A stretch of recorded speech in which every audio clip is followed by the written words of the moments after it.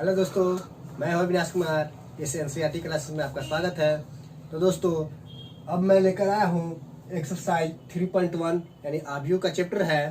तो आव्यूह अब चलते हैं आगे, इसमें क्वेश्चन की ओर चलते हैं। इसके जो इसमें जो प्रकार है, ये आव्यूह किसे कहते हैं, इसके बारे में मैं डिफाइन कर चुका हूँ पहले से। अब वीडियो आपको देख सकते हैं, ठीक है। तो पहला क्वेश्चन क्या है, आप जो a इक्वल टू 2 5 19 -7 35 -2 5/2 12 √3 1 -5 17 ये दिया हुआ है। के लिए ज्ञात कीजिए क्या है। पहला ज्ञात करना क्या, अवयव की कोटि, अवयवों की संख्या, और तीसरा जो है अवयव A13 और A21 A33 और A23। यानी कहने का मतलब ए जो दर्शा रहा है, यहाँ पर एलिमेंट यानी अवयव दर्शाया जा रहा है। और यहाँ पर 1 2 3 और 2 देख रहे हैं। ये जो है तो पहला जो है आपको ये जो दिखाया जा रहा है, ये मेरा रो है। रो को दिखाना है रो क्या है। और ये जो है सेकंड जो है ये कॉलम को दिखाता है। तो आइए हम इसे सॉल्व करते हैं। तो क्या होगा, सॉल्व करते हैं।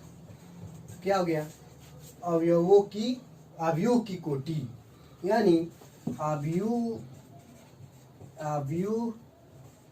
की कोटि, यानी इसे इंग्लिश में क्या बोलते हैं, ऑर्डर ऑफ मैट्रिक्स, यही बोलते हैं।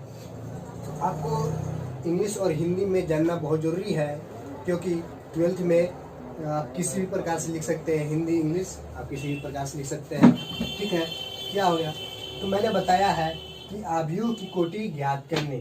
तो अवयव कोटि क्या होता है, तो रो की संख्या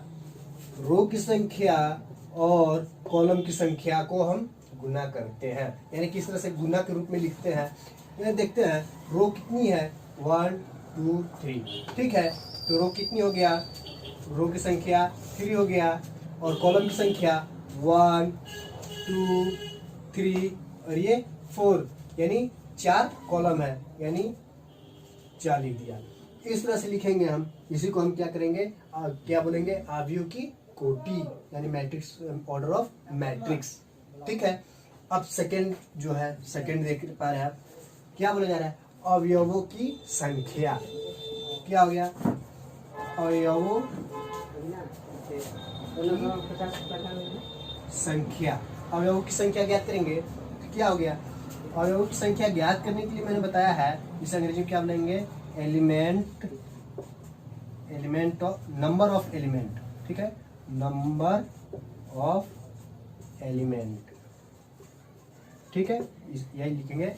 इसे ज्ञात करने के लिए क्या होता है, जितनी रो है और कॉलम है उसी को हम गुना कर देंगे, यानी गुना के रूप में लिखना अवयव कोटि कहलाएगा, और उसे गुना कर देना अवयवों की संख्या हो जाएगा। तो अगर यहाँ पर 3 × 4 है, ठीक है, तो क्या हो जाएगा, इसका 12 हो जाएगा, ठीक है। तो अवयवों की संख्या कितनी हो जाएगा, 12। अब गिन पाएंगे, हमें गिनने की जरूरत नहीं है, हमें इसी से ज्ञात हो जाएगा। आप गिन कर देख सकते हैं कि अवयव यानी एलिमेंट की संख्या क्या है। तो आप गिन पा रहे हैं 1 2 3 4 5 6 7 8 9 10 11 12, यहाँ पर 12 आ गया, ठीक है। अब थर्ड क्या है, तो थर्ड नंबर देखते हैं। थर्ड नंबर क्या है, देखिए A13, ठीक है। तो क्या बोला जा रहा है, पहला रो, ठीक है, मैंने पहला रो ले लिया, ठीक है, ये पहला रो है, ठीक है। पहला रो का तीसरा कॉलम, पहला रो का तीसरा कॉलम 1 2 3, तो क्या हो जाएगा, ये 19 हो गया, ठीक है। अब क्या है, A21 इक्वल टू, अब क्या बोला रहा है, दूसरा रो का पहला कॉलम, दूसरा रो का पहला कॉलम कौन सा जगह, 35, ठीक है। अब इसमें क्या है, 8 2 3 3, ठीक है। क्या हो जाता है, तीसरा रो का तीसरा कॉलम, तीसरा रो का तीसरा कॉलम ये है, ठीक है। तो -5 हो गया, ठीक है। अब क्या बच गया, A2 3, यानी दूसरा रो का तीसरा का कॉलम, दूसरा रो का तीसरा कॉलम क्या आ जाएगा 5/2, ठीक है। आप समझ पा रहे हैं, इसे समझना बहुत जरूरी है, क्योंकि आपको मिलेगा आपको आगे बनाने के लिए, तो इसे हमें समझना जरूरी है कि पहला क्या दर्शा रहा है और कैसे हमें ये ज्ञात हुआ। ये आप देख पा रहे हैं, पहला रो का तीसरा का कॉलम क्या है, पहला रो मैंने ले लिया और तीसरा कॉलम ये ले लिया, तो क्या इसमें 19 है, मैंने 19 लिख दिया। इसी तरह से हमें आगे भी ज्ञात करना होगा, समझना बहुत जरूरी है इसे, ठीक है। अब दोस्तों सेकंड क्वेश्चन की ओर चलेंगे। इसमें सेकंड क्वेश्चन क्या है, यदि किसी अवयव में 24 अवयव है तो इसकी संभव कोटियाँ क्या है। और उसी में है, यदि इसमें 13 अवयव हो तो कोटियाँ क्या होगी। इसमें 2 क्वेश्चन है, आप देख पा रहे हैं। तो दोस्तों इसमें दिया गया है एलिमेंट की संख्या, और इस एलिमेंट से हमें ज्ञात करना है कि कोटि क्या होगी। तो कोटि क्या होती है, हमने बताया है, तो रो और कॉलम की संख्या को क्रॉस में दिखाया जाता है। तो आइए हम इसे सॉल्व करते हैं। तो क्या होगा, सॉल्व में अगर 24 है तो अगर इस तरह से मैट्रिक्स होता है, ठीक है, मैट्रिक्स का ये डब्बा है, ठीक है, इसी में रो और कॉलम होते हैं और इसमें एलिमेंट होते हैं। एलिमेंट इसमें होता है और रो कॉलम की में रहता है, अरेंजमेंट में रहता है, ठीक है। तो इसमें हो सकता है रो 1 हो सकता है, 2 हो सकता है, 3 हो सकता है, 4 हो सकता है, 5, 6 कुछ भी हो सकता है, और कॉलम की भी संख्या कुछ भी हो सकती है, लेकिन 24 एलिमेंट होना है। तो हम किस तरह से लिख सकते हैं, अगर हम एक रो लेकर चलते हैं, रो पहले हम लिखते हैं, अगर एक रो लेकर चलते हैं तो कॉलम की संख्या कितनी होगी। अगर रो की संख्या 1 लिखते हैं तो कॉलम की संख्या कितनी होगी, 24। क्यों होगी, क्योंकि हम जानते हैं कि रो और कॉलम को हम गुना करते हैं तो हमें क्या प्राप्त होता है, एलिमेंट की संख्या, नंबर ऑफ एलिमेंट, ठीक है। नंबर ऑफ एलिमेंट यानी नंबर एलिमेंट की संख्या में मिलती है। तो अगर हम रो 1 लिखते हैं तो कॉलम 24 लिखते हैं, इसे हम गुना करेंगे तो क्या मिल जाएगा हमें, अवयव की संख्या। तो अवयव कितनी है, 24, हमें 24 मिल गया, ठीक है।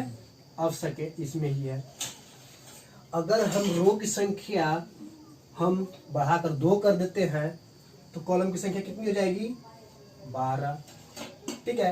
क्योंकि अगर इसे हम गुना करेंगे तो 12 दूना 24 हो जाएगा, ठीक है।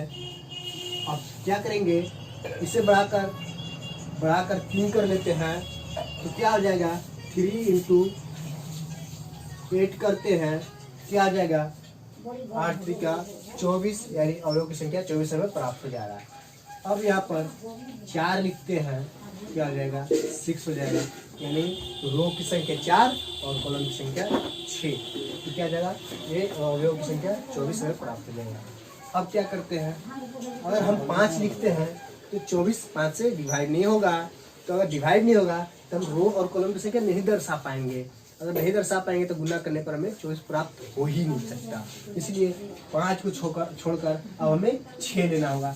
अगर 6 लेते हैं, अगर रो की संख्या 6 लेते हैं तो कॉलम की संख्या 4 हो जाएगी, ठीक है। अब इसी को हम देख लेते हैं और आगे, अगर हम रो की संख्या 8 लेते हैं, ठीक है, रो की संख्या 8 लेते हैं तो कॉलम की संख्या 3 हो जाएगी। अगर रो की संख्या 12 लेते हैं तो कॉलम की संख्या 2 हो जाएगी, ठीक है। और रो की संख्या 24 लेते हैं तो कॉलम की संख्या 1 हो जाएगी, यानी इसी को हम लिखेंगे। यानी इसे हम बोल सकते हैं फैक्टराइज, गुणनखंड हम इसे बोल सकते हैं। तो यही गुणनखंड हम निकाल सकते हैं, गुणनखंड निकाल पाएंगे तो हम लिख सकते हैं इसे क्या, अवयवों की कोटि, यानी कोटि निकालना है हमें, ठीक है। ये हमें पहला निकल गया। अब इसी में हमें क्या है, सेकंड भी इसी में है, यदि इसमें 13 अवयव हो, अगर इसमें मान लेते अवयवों की संख्या 13 है, 1 2 3 4 5 6 7 8 9 10 11 12 13 इस प्रकार से हो, तब हमें ज्ञात करना है कि 13 हो, इसके अरेंजमेंट को हमें दर्शाना है कि रो में कितनी होगी और कॉलम में कितनी होगी, उसी को हमें दर्शाना है। तो कितनी है इसे हम लिख लेते हैं इस तरह से। तो 13 को हमें लिखना है तो क्या लिख सकते हैं 1 इंटू 13, ठीक है। और 13 को और कितने में तोड़ सकते हैं, 13 इंटू 1 में, और कोई में नहीं, बिल्कुल नहीं तोड़ सकते हैं। इसीलिए इसमें क्या हो गया, रो की संख्या 1 और कॉलम की संख्या 13, और इसमें रो की संख्या 13 और कॉलम की संख्या 1। तो यही हमें ज्ञात करनी थी कोटियाँ क्या क्या होगी। तो आप समझ पा रहे कोटियाँ कैसे ज्ञात करना है? नहीं समझ पा रहे तो आप कमेंट बॉक्स में जरूर लिखें। समझ भी पा रहे हैं फिर भी आप कमेंट बॉक्स में जरूर लिखें, ताकि हम समझ पाएंगे और बेटर तरीके से हम आपको समझा पाएंगे। ठीक है दोस्तों, अगर अच्छा लगे तो वीडियो को सब्सक्राइब जरूर करें।